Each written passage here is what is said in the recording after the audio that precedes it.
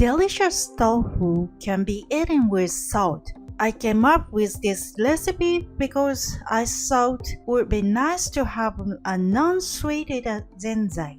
I really wanted to name the recipe Tofu Azuki Salted Zenzai. I used the milk, so it became an Azuki potage. This recipe doesn't use sugar, only salt to add flavor.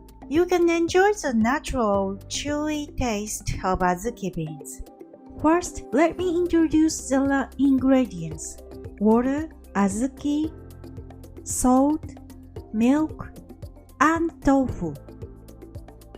Put the pre-washed Azuki into the pot and water to the pot. Bring to a boil, then reduce heat to low. Put the lid on.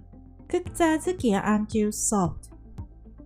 Check to see if the Azuki are soft.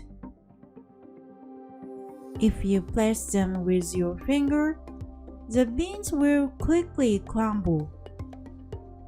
When using cooked Azuki beans for this potage soup, it's recommended to cook them even softer than the Azuki that are when making Azuki paste. First, combine the ingredients for the potage soup.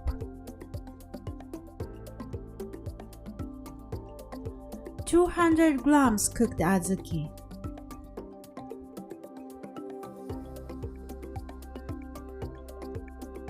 200 milliliters of milk.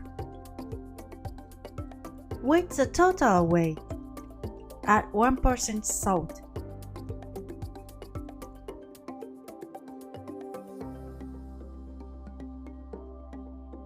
In a food processor and stir.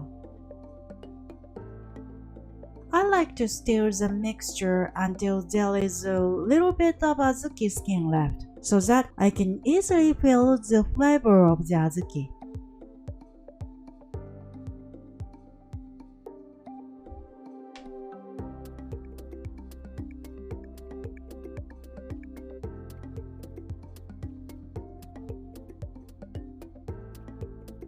Serve the potage soup in a bowl and top with the tofu.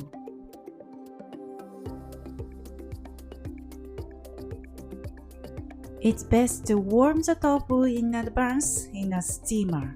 This time, I used Oboro Tofu. Oboro Tofu is type of the tofu that is much softer than the silken kinugoshi tofu. It's suitable for eating with a spoon. The potage soup has a strong salty flavor, so it's just like to eat the potage soup while combining the tofu in the middle. The sticky texture of the tofu and the richness of the potage soup are a perfect match. Bon appetit!